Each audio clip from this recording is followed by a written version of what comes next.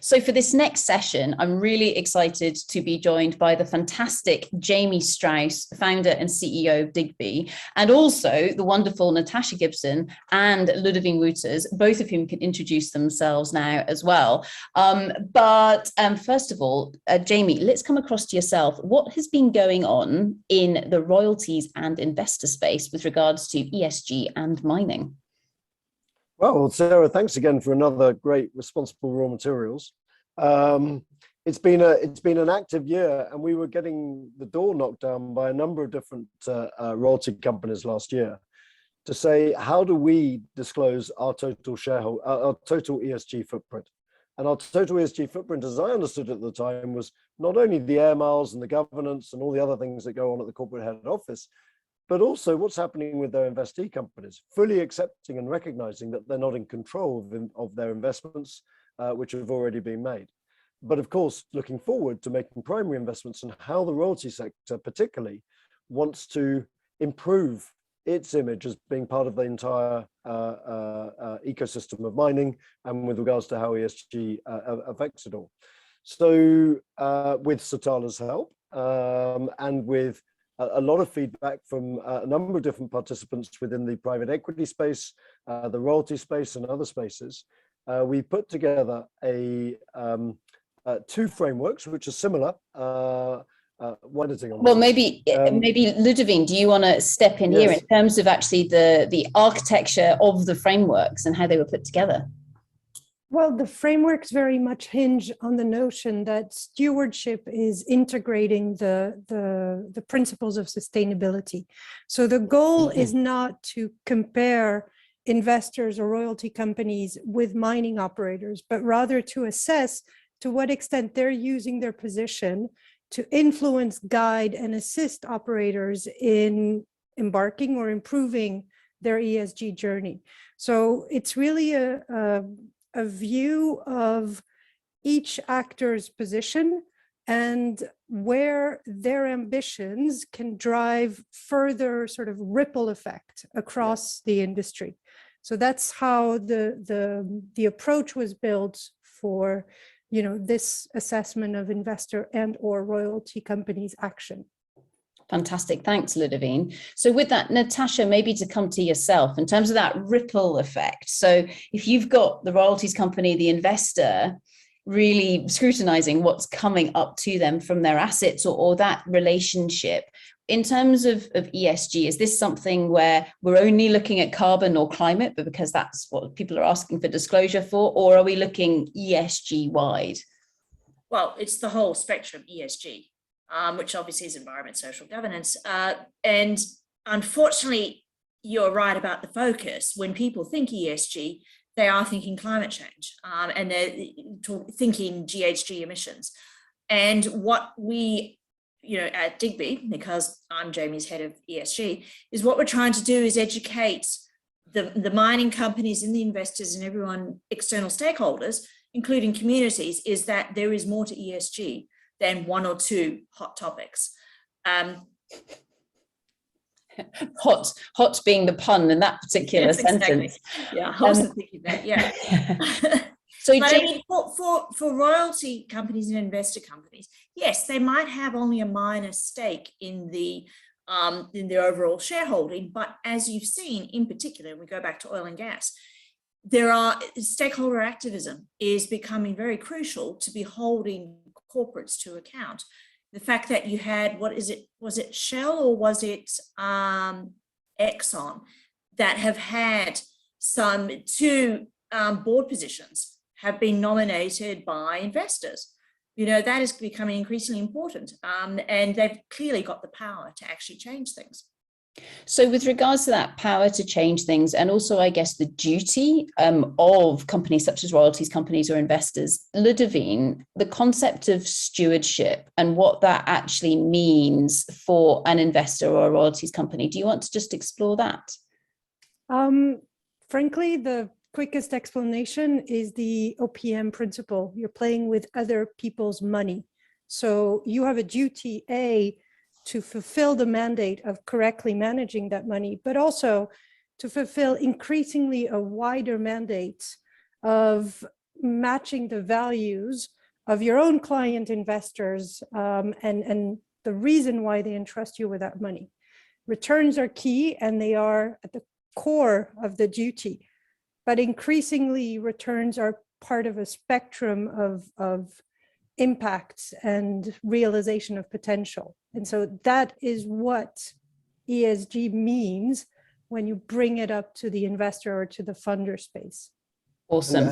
So I'm just going to jump in there, Sarah, because I think we've experienced that very firsthand with talking to a number of the different private equity groups who are now increasingly finding ESG is becoming a competitive issue within the raising of finance from the foundations and that their LPs above them, and therefore wanting to make sure that they can credibly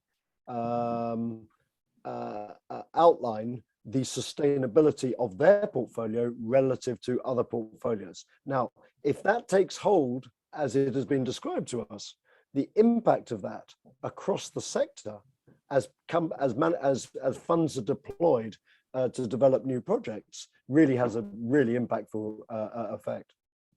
And so, Jamie, do you see people using this already really to sort out their portfolios or work out where do they want to invest? Is this coming through, or is this something that we're expecting to really happen through the course of 2022, 2023? No, I think it's happening already. I mean, I'll give you a great example. I mean, Camino Minerals, which was one of our original clients, they were looking for finance from a private equity group. I think it was Denham Capital. And they said they now need to do some ESG due diligence. The Digby report was given, and they got their finance. I'm also seeing another example of a big streaming deal, which is between one of our companies, and the big streamer was looking for due diligence. Again, was given the Digby ESG report, and I understand that progress has been really exciting, and hopefully is going to be announced fairly soon. So to me, I can see this happening now already, but obviously it's going to continue to build and build, and not only just build and build because of attraction of companies, but I think will continue to evolve in the way that groups such as private equity and or royalty then begin to analyze to see how best to deploy that capital. So at the moment, it's just being used for due diligence on its own. I don't want to call it box ticking, but it is. But I think it's actually going to be used to become an increasingly part of a competitive process. Fantastic. That's absolutely awesome. So thank you so much for that. Just maybe kind of in closing with regards to this. So in a way, I'm hearing that this is all about, it's about transparency. It's about saying honestly what is going on with regards to ESG at all of those different levels of accountability. And so therefore enabling people to make decisions. Now, of course, there are many other people within this market space, such as the ESG ratings organizations. Jamie, do you have any thoughts with regards to what's happening in that space? I mean, I think it's fairly well versed. You know, Mike Henry at BHP put out a very interesting discussion some weeks ago, which said that the mining industry is just being penalized. Algorithms are going over all of the data, which is either out of date or frankly inaccurate, or where issues have effectively been dealt with, and that hasn't come up within its the searches. And there's just no consistency. I mean, if one ratings agency says you're good and the other one says you're bad, and I have experience of this myself on a company I'm on the board of, you know, but at the end of the day, you're going to lose enthusiasm to carry on investing and or making the efforts to try and work out why you're bad with somebody when you were good with somebody else. Mm-hmm. So this needs to be addressed. There needs to be greater consistency, because otherwise investors are just never going to be able to invest in the important projects of mining that are going to drive us to a sustainable future. And therefore that pushes up cost of capital and effectively does not do what we need to do for this world to move forward. Ludovine, I know that you have thoughts with regards to this. Do you want to jump in? Well, first of all, I agree with what Jamie was saying. I think it's also important to recognize that there will always be a spectrum of activity amongst investors or funders, right? You're going to always have very light touch, minority holders who, may offer guidance, they will engage, they will discuss with their portfolio, but they will not exercise direct influence outside of an AGM vote. And these people need as reliable information, both for their investment decision and for their asset management on an ongoing basis, as the most active, hands-on, seat on the board, effectively supporting the management team on a regular basis type of investors. So the goal here is to level the playing field with more transparent information, but also more dynamic information that can continue to feed an ongoing process of influence and engagement, because that's the role investors need to play and want to play. So it's the ensuring that the investors can play their role, but also making sure that the information is dynamic enough. So it's changing with the context and anticipating where there may be changes. Natasha, do you agree with that or contradict it? I think I agree with her summary of that. Excellent. That's a relief. Natasha, do you have any words in closing before I then pass off to Jamie to finish off this session? Well, I think the thing that about ratings companies is quite often they don't engage with the company that they're rating. They will engage maybe they wouldn't engage with the CEO, maybe they engage with the head of investor relations. But they pull so much more out of what is, public domain. And the one advantage of Digby is that we're